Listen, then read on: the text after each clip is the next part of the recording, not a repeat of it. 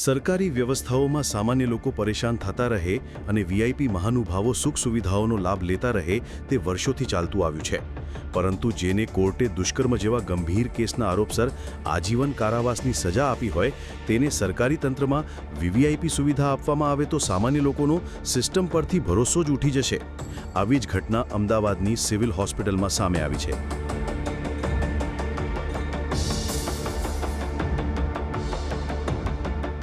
સિવિલમાં ધક્કા ખાતા રહ્યા ઢગરાબંધ સામાન્ય દર્દીઓ, સરકારી હોસ્પિટલમાં આસારામને અપાઈ વીવીઆઈપી એન્ટ્રી, પર્સનલ સિક્યોરિટી સાથે સિવિલમાં પ્રવેશો દુષ્કર્મનો દોષિત। દુષ્કર્મના દોષિત આસારામને આજે મેડિકલ ચેકઅપ માટે અમદાવાદ સિવિલ હોસ્પિટલમાં લાવવામાં આવ્યો ત્યારે ફિલ્મી ડ્રામા જેવા દ્રશ્યો જોવા મળ્યા। કોઈ મહાન હસ્તી જાણે હોસ્પિટલનું ઉદ્ઘાટન કરવા આવી રહી હોય એમ સિવિલના સ્ટાફને 2 કલાક ગેટ પાસે ઊભો રાખવામાં આવ્યો।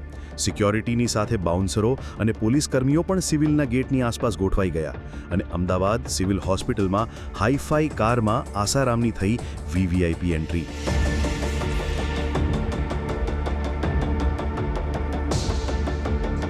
આ દ્રશ્યો છે અમદાવાદની સિવિલ હોસ્પિટલના, જ્યાં તમામ નિયમો તોડીને એક મોંઘીદાટ કાર રોંગ સાઈડમાં ટ્રોમા વોર્ડ સુધી લાવવામાં આવે છે। ગાડી ઊભી રહે છે, દરવાજો ખોલવામાં આવે છે અને અંદરથી એક વ્યક્તિને ખૂબ જ ચીવટપૂર્વક બહાર રાખેલી નવી નક્કોર વ્હીલચેર પર બેસાડવામાં આવે છે। ધ્યાનથી જુઓ, કોણ છે આ શખ્સ? આ કોઈ મહાન વ્યક્તિ નથી, પણ દુષ્કર્મનો દોષિત છે। અહીં વાત થઈ રહી છે લંપટ આસારામની।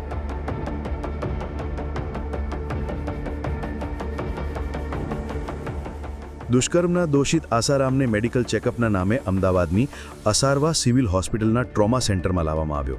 વધુ મેડિકલ એક્ઝામિનેશન માટે આસારામને ઓપીડીમાં લઈ જવામાં આવ્યો, જ્યાં આસારામ માટે બહારથી હાઈફાઈ બેડ મંગાવીને 10 નંબરના રૂમમાં લઈ જવામાં આવ્યો હતો, જ્યાં નવી ચાદર બિછાવીને આસારામને ત્યાં સુવડાવવામાં આવ્યો અને બાદમાં તેનું ચેકઅપ કરાયું।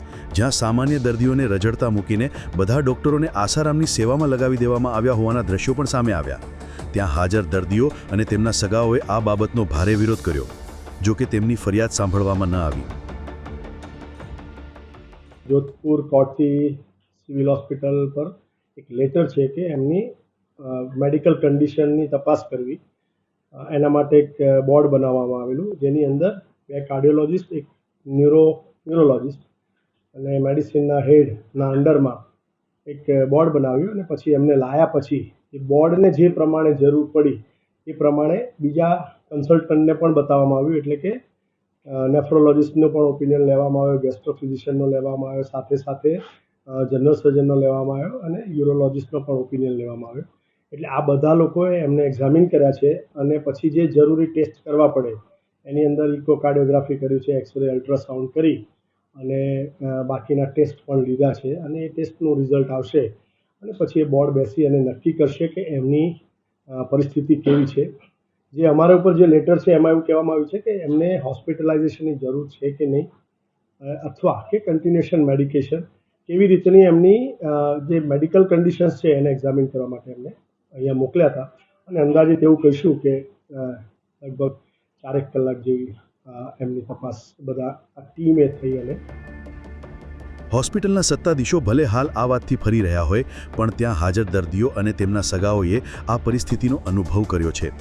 આસારામનો વટ તો જુઓ, હોસ્પિટલના ટ્રોમા સેન્ટરમાં જ્યાં ઇમરજન્સીમાં આવતી એમ્બ્યુલન્સની જગ્યા હોય છે ત્યાં દુષ્કર્મીની વીઆઈપી કાર પાર્ક કરવામાં આવી હતી।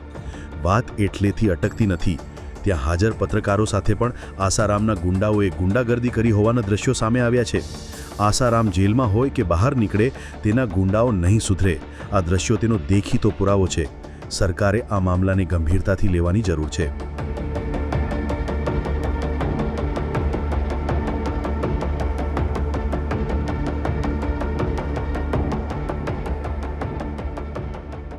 જ્યારે આવા વ્યક્તિને લઈ આવતા હોય છે, અત્યાર સુધીના ભૂતકાળના અનુભવ પણ છે કે ઘણા બધા લોકો આવી જતા હોય છે। અમે અમારા તરફથી પણ પોલીસ બંદોબસ્ત માંગી લો, કેમ કે કોઈક પરિસ્થિતિ વણસે તો એ પરિસ્થિતિને કંટ્રોલ કરવું જોઈએ અને સાથે સાથે એ પણ ધ્યાન રાખવું જોઈએ જેથી કરી અને આવનાર પબ્લિકને તકલીફ ના પડે। સ્વાભાવિક છે કે આવી રીતે લાવવામાં આવે, મેડિકલ બોર્ડની રચના કરવામાં આવે ત્યારે એમના તરફથી પણ લોકો આવતા હોય ને આપણા તરફથી હોસ્પિટલ તંત્રની એક જવાબદારી છે કે જેથી કરીને એક પોલીસ બંદોબસ્ત પણ અમે માંગી લીધેલો। ઉલ્લેખનીય છે કે આસારામને સુરતની યુવતી સાથે દુષ્કર્મના આરોપસર ગાંધીનગર કોર્ટે આજીવન કારાવાસની સજા ફટકારી છે. આ સજા સામે તેણે ગુજરાત હાઈકોર્ટમાં અપીલ પણ દાખલ કરી હતી. સુપ્રીમ કોર્ટે 31 માર્ચ સુધી તબીબી કારણોસર આસારામના વચનગાળાના જામીન આપ્યા હતા. તેથી સુપ્રીમ કોર્ટે તેમને વધુ જરૂર પડે તો હાઈકોર્ટમાં જવાની છૂટ આપી હતી. જેથી ગુજરાત હાઈકોર્ટે આસારામની અરજી ઉપર માર્ચ મહિનામાં 30 જૂન સુધીના 3 મહિનાના જામીન ગ્રાહ્ય રાખ્યા હતા. હાલ ગુજરાત હાઈકોર્ટે 21 ઓગસ્ટ સુધી આસારામના હંગામી જામીન લંબાવ્યા છે. રાજસ્થાન કોર્ટના તબીબી પરીક્ષણના આદેશ સાથે આવેલ આસારામનું તબીબી પરીક્ષણ તો થઈ ગયું, તેના સ્વાસ્થ્યની દરકાર પણ લેવાઈ, પરંતુ એક દોષિત આરોપીના સારવારના નામે સરભરા કરી સામાન્ય દર્દીઓને તકલીફોમાં મૂકવું તે કેટલે અંશે યોગ્ય છે એ સવાલનો યોગ્ય જવાબ તો સિવિલ હોસ્પિટલનો સ્ટાફ, સ્થાનિક પોલીસ અને તંત્ર જ આપી શકશે. પરંતુ ભવિષ્યમાં સામાન્ય દર્દીઓને આવા સમયે તકલીફોનો સામનો ન કરવો પડે તેવી વ્યવસ્થા તો સિવિલ હોસ્પિટલના સત્તાધીશો દ્વારા જ ગોઠવવી પડશે.